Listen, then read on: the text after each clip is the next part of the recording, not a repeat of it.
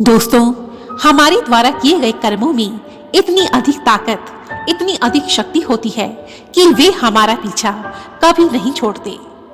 यहाँ तक कि इंसान का जन्म किस घर परिवार में होगा, कौन उसके रिश्तेदार बनेंगे, यह सब भी केवल और केवल उसके कर्मों पर ही निर्भर करता है। मनुष्य जन्म के पश्चात उसे जो कुछ भी मिलता है, गरीब घर या फिर आलीशान बंगला, सारे रिश्ते नाते जैसे कि माता पिता, भाई बहन, पति पत्नी, बहू बेटी, ये सब हमारे पिछले जन्म के कर्मों के आधार पर ही मिलते हैं। जिन लोगों से इस जन्म में हमारा रिश्ता जुड़ता है, ये वही लोग हैं जिनसे हमारा कभी ना कभी किसी जन्म में कोई न कोई रिश्ता जरूर था, कोई हिसाब किताब था जिसे पूरा करने के लिए इस जन्म में वे फिर से हमारे रिश्तेदार बनकर आते हैं। कर्मों के इसी खेल को समझने के लिए आइए सुनते हैं एक सुंदर कहानी। राजस्थान के किसी गांव में एक किसान अपने परिवार के साथ रहता था। किसान और उसकी पत्नी बहुत ही नेक विचारों के और दयालु इंसान थे। वे सदा जरूरतमंद लोगों की मदद करते थे, गरीबों को दान देते थे और ईश्वर की भक्ति करते थे। किसान के पास जो भी कुछ था, वह और उसकी पत्नी उसमें बहुत ही संतुष्ट रहते थे। किसान के परिवार में उसकी पत्नी के अतिरिक्त 2 संतान भी थी। एक पुत्र था जो उसी गांव के सरकारी स्कूल में पढ़ता था और एक पुत्री थी जो कि दोनों पांव से अपाहिज थी। किसान और उसकी पत्नी दोनों ही अपनी पुत्री को अपाहिज देखकर बहुत दुखी रहते थे। उन्होंने कई डॉक्टर, वैद्य, हकीम से अपनी बेटी के पांव का इलाज भी करवाया, परंतु कोई खास फायदा नहीं हुआ। इसलिए किसान और उसकी पत्नी दोनों अपनी बेटी की सेवा करते थे, उसके पांव की मालिश करते, उसे अपने हाथ से खाना खिलाते थे। किसान सदा यह सोचकर परेशान रहता था कि उसके बाद उसकी बेटी का क्या होगा, कौन उसका ध्यान रखेगा। किसान के उस गांव के पास किसी दूसरी गांव में एक पहुंचे हुए संत महात्मा भी रहते थे। किसान और उसका परिवार उस संत महात्मा की बहुत सेवा किया करते थे। वे लोग अक्सर संत महात्मा के उपदेश सुनने दूसरे गांव में भी जाते थे।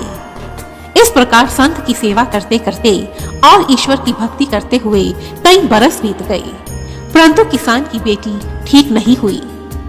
एक दिन की बात है, दूसरे गांव में उसी संत महात्मा का सत्संग चल रहा था। हजारों लाखों श्रद्धालु उस सत्संग में बैठे हुए थे। जब सत्संग समाप्त हुआ तो महात्मा ने कहा, यदि किसी भक्त के मन में कोई शंका अथवा कोई सवाल हो तो वह मुझसे अकेले में मिलकर पूछ सकता है। यह सुनकर वह किसान उठकर उस महात्मा के पास गया और कहने लगा, हे प्रभु, मेरे मन में कुछ सवाल हैं। यदि आप एकांत में मेरी उस शंका को दूर कर सकें तो आपकी बहुत कृपा होगी। किसान की बात सुनकर संत उसे अपनी कुटिया में ले गया। तब किसान ने पूछा, हे महात्मा, हम सब निस्वार्थ मन से जरूरतमंद लोगों की सेवा करते हैं, ईश्वर की भक्ति करते हैं। मेरा पूरा परिवार अहिंसा के मार्ग पर चलता है। कभी किसी के बारे में हम बुरा नहीं सोचते, फिर हमारे साथ इतना बुरा क्यों हुआ? हमारी बेटी अपाहिज क्यों पैदा हुई? उसे अपाहिज देखकर हम तड़पते रहते हैं। किसान की यह बात सुनकर संत महात्मा ने अपने नेत्र बंद कर लिए और किसान के पिछले जन्म का सारा वृतांत जान लिया। कुछ देर के बाद संत ने अपने नेत्र खोले और कहा, हे भाई, ये सब तुम्हारे पिछले जन्म के पाप कर्म के कारण ही हुआ है। सुनो भाई, तुम्हारे पिछले जन्म में तुम्हारी यही बेटी तुम्हारी बहू थी। तुम्हारे घर में तुम्हारी पत्नी, बेटा और बहू थे। तुम्हारा बेटा गांव से बाहर राजा के यहाँ नौकरी करता था और तुम्हारी बहू तुम्हारे साथ रहती थी। तुम्हारे घर में एक दुधाऊ गाय भी थी जिसकी तुम बहुत ही सेवा करते थे, परंतु अपनी बहू के साथ तुम्हारा व्यवहार बहुत गलत था। तुम सदा अपनी बहू को बहुत परेशान करते थे और उसे खरी खोटी सुनाते थे। तुम्हारी कड़वी बातें सुनकर तुम्हारी बहू बहुत दुखी रहती थी, परंतु फिर भी वह अपने मुख से कुछ नहीं बोलती थी। एक दिन तुम्हारे गांव में एक बड़ा सा मेला लगा। तुम्हारी यह बहू भी अपनी सहेली के साथ मेला देखने के लिए गई। जब शाम को वह मेले से वापस लौटी तो तुमने गुस्से में आकर अपनी बहू की टांग पर जोर से डंडा देकर मारा। वह डंडा इतनी जोर से लगा कि तुम्हारी बहू की टांग की हड्डी टूट गई और वह उस टांग से लंगड़ाकर चलने लगी। वह जब तक जीवित रही हमेशा लंगड़ाकर ही चलती रही। वह बेचारी मुंह से कुछ भी नहीं बोलती थी, लेकिन उसकी तड़प, उसके आंसू, उसका दर्द तुम्हारे लिए एक श्राप बनकर आई और इस जन्म में तुम्हारी वही बहू तुमसे अपना हिसाब पूरा करने के लिए तुम्हारे ही घर में तुम्हारी बेटी बनकर आई। पिछले जन्म में वह लंगड़ी होकर तड़पती रही और इस जन्म में तुम उसे अपाहिज देखकर तड़प रहे हो। पिछले जन्म में तुम उसे रुलाते थे, इस जन्म में तुम उसे देखकर रोते हो। तो यह सब तुम्हारे अपने पाप कर्मों का ही फल है। इसमें ईश्वर का या किसी और का कोई दोष नहीं है। हे किसान, क्योंकि तुमने पिछले जन्म में अपनी गाय की बहुत सेवा की थी, उसी पुण्य के कारण इस जन्म में तुम्हें निर्मल बुद्धि और ईश्वर की सच्ची भक्ति प्राप्त हुई है। तो यह सब तुम्हारे अपने ही कर्मों का लेखा जोखा है।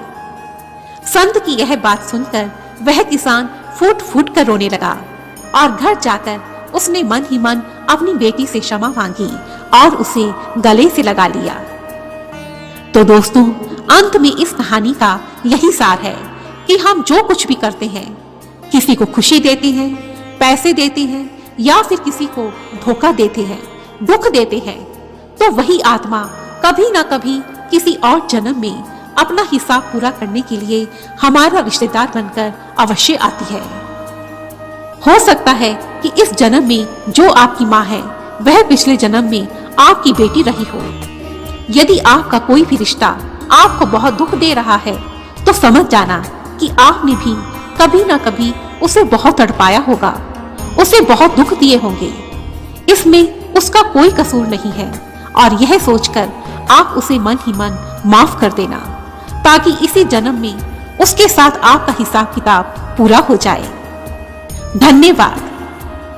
दोस्तों, यह कहानी आपको कैसी लगी मुझे कमेंट बॉक्स में लिखकर जरूर बताइए और मेरी ऐसी ही सभी वीडियोस को देखने के लिए रेड कलर के बटन को प्रेस कर मेरे इस चैनल को सब्सक्राइब कीजिए और साथ ही साथ बेल आइकन को भी जरूर दबाएं। धन्यवाद। जय माता दी।